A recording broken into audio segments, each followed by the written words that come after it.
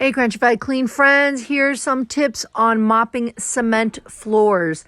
So I've had this client for, I think, over 7 years now. They're landscaping and snow plowing.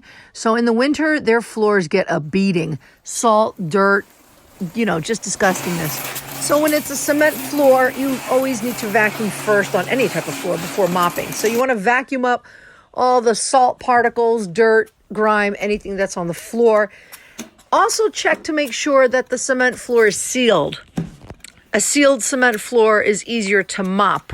If it's not sealed, then you really can't mop it well because it's too coarse and you're fighting the grains of the cement. So this is sealed, but you have to also be careful. You can't oversaturate the cement floor either because it is cement. So that's why I'm not dumping buckets of water all over the floor. You're going to ruin cement floors that way. So I pre-wet my mop pad and I squirt some floor solution and I mop as I go, and I got rid of all the dirt and grime and salt that was left over, and it's going to be nice and crunchified clean until the next time.